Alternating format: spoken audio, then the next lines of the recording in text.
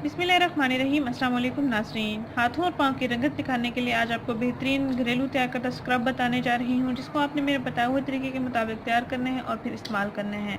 इसके इस्तेमाल से स्किन बहुत लाजवाब हो जाएगी। अगर आपकी स्किन बहुत रफ़ और डल हो चुकी है हाथों और पाँव की, तो आप हाथों और पाँव की स्किन पर इसका स्क्रब करेंगे तो आपके हाथों और पाँव की स्किन बहुत अच्छी हो जाएगी। उंगलियों पर से निशानात भी ख़त्म हो जाएंगे। अगर पाँव पर जूतों वगैरह के निशानात हैं, अक्सर नए जूते पहने तो निशानात बन जाते हैं, तो वो साफ़ नहीं होते इतनी जल्दी। जब आप इसका इस्तेमाल करेंगे तो आपके पाँव की स्किन भी साफ़ हो जाएगी, ग्लोइंग हो जाएगी।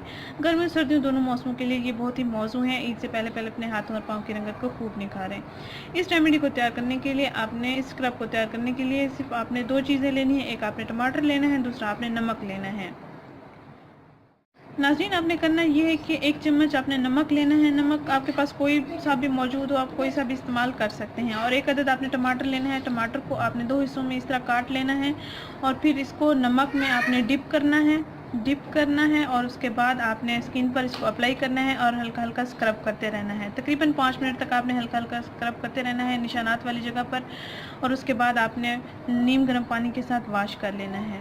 साथ साथ स्क्रब भी करते जाएंगे, नमक भी ऐड करते जाएंगे। इसी तरह आपने स्किन पर इसको अप्लाई करना है और हल्का हल्का मसाज करते रहना है स्क्रब कर के तौर पर, और उसके बाद आपने नीम गर्म पानी के साथ अपने हाथों और पाँव की स्किन को वॉश कर लेना है। बेहतरीन रिजल्ट्स पाने के लिए आप रोज़ाना भी इसका इस्तेमाल कर सकते हैं। पहले ही इस्तेमाल से आपको काफ़ी अच्छा फ़र्क नज़र आ जाएगा। नाज़रीन, अगर ये वीडियो आपको पसंद आई है तो इसको लाइक करें, इस चैनल को ज़रूर सब्सक्राइब करें, इस वीडियो को ज़रूर शेयर करें। शुक्रिया, अल्लाह हाफ़िज़।